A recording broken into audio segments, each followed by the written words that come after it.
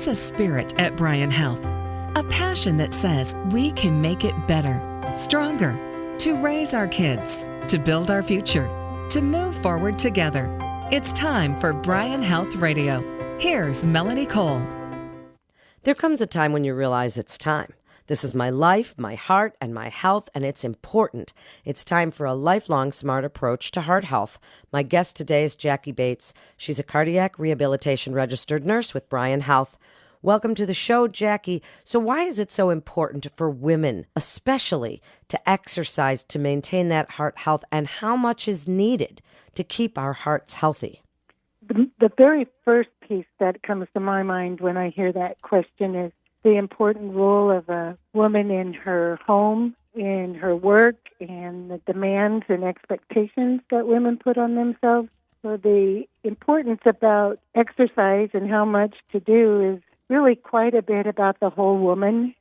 Exercise helps with managing stress. It gives you endorphins to give you more energy. At other times, it lets you be more creative and help out where you really want to help out. Foundation of exercise is at least 3 days a week for 30 to 40 minutes of an exercise level that helps you get your heart rates up and makes you feel like you're working somewhat hard for 30 to 40 minutes.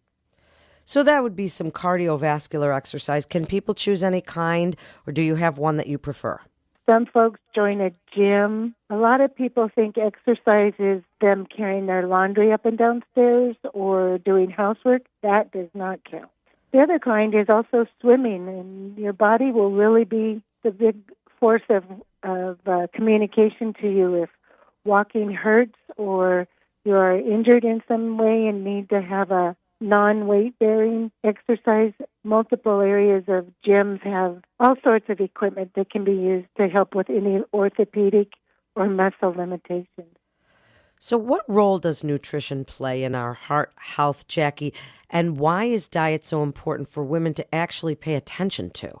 This is across the United States such a problem. Our fast pace, our high stress is really prompting a lot of people to eat quick foods that are high in carbohydrates and low in protein. Their heart really is a muscle that is filled with healthy cells, and when you do not feed it the proper nutrition in your body to squeeze properly, to function and keep up with your high pace, you're missing out on the energy that it needs, the food energy. So a real well-balanced, and not only in proteins and vegetables and some of the carbohydrates, but also in the portion sizes is critical. And as we maintain our food energy, then of course our choices to exercise, to take care of ourselves, to manage our stress really makes a big difference because we've got the fuel we need for what our body needs to physically do. So, Jackie, you mentioned stress. How does stress affect our heart health? Adrenaline.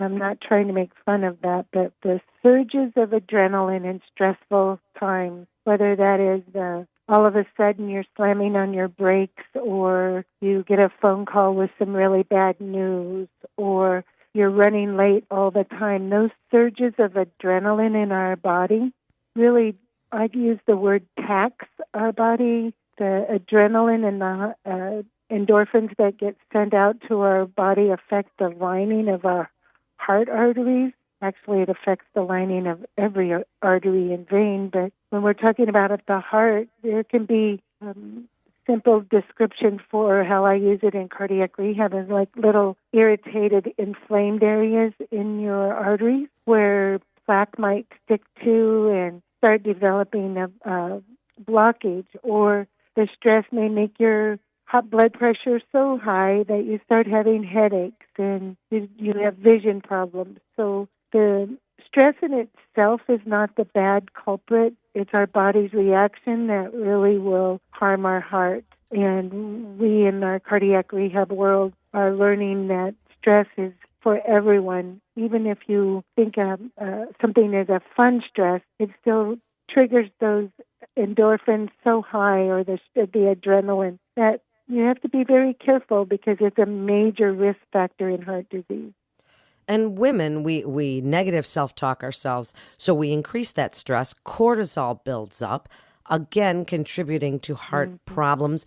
What do you tell, and even your cardiac rehab women that are in rehab already, what do you tell them about getting rid of some of that stress with exercise and diet and using all of these things together to help us with our heart health? I like that question because a big part of our focus in cardiac rehab is not just about blood pressure. It's not just about the individual risk factor, but the whole body. So what we tell people is let's start from the beginning on the stress. We use the terminology stress management. Let's start from the beginning and let's try to identify what our stressors are, or you as a client or patient. Let's try to find out what's our normal reactions, what type of clues are being given to us to say, you know what, I just reacted in a too stressful way. I need to back that down. So identifying what our stressors and how we respond is a great start. We call it a getting started with stress management.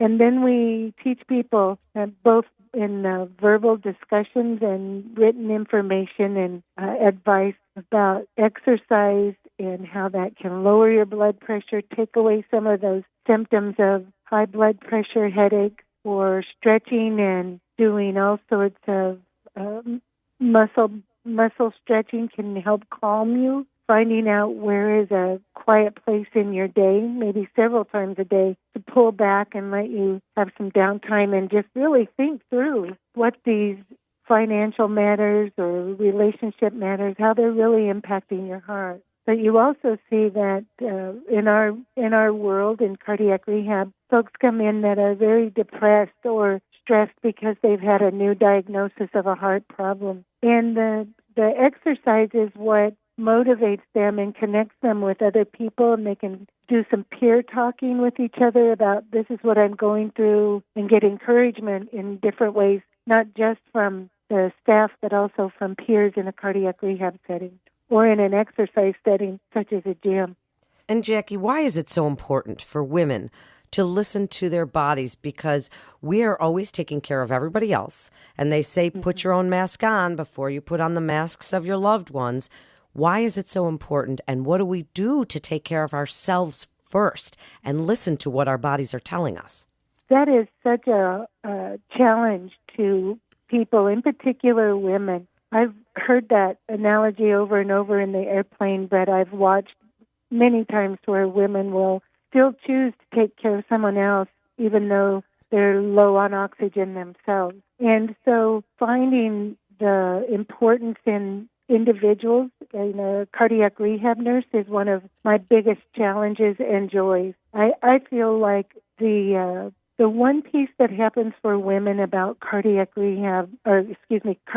symptoms is the vague symptoms. Women have they don't always have the privilege of the real classic, there's an elephant on my chest, there's pain in my chest, I broke out in a sweat and I knew something was really wrong. A lot of times women in heart disease said that I just felt so weak and I thought it was because I was overweight or I'm not an exerciser and I thought I'm just so out of shape. We hear that vague symptom a lot for women, and as I thought about this interview, one of the most important pieces I feel as a woman myself and as a cardiac rehab nurse I wanted to say was to develop a relationship with your medical provider. Nowadays, that means someone that's either a physician, a chiropractor, a nurse practitioner, PAs, all sorts of levels of medical providers. So you can say to them, this is going on and this is not my normal. I'm more tired when I climb steps. I'm more short of breath. Something's just not right, and it's not because I'm only overweight or because I'm not an exerciser. So that relationship with a medical provider, to let them take you to the next level of perhaps getting a EKG or a stress test or something along that line, would be an absolutely important piece for a woman in our society to be encouraged to do.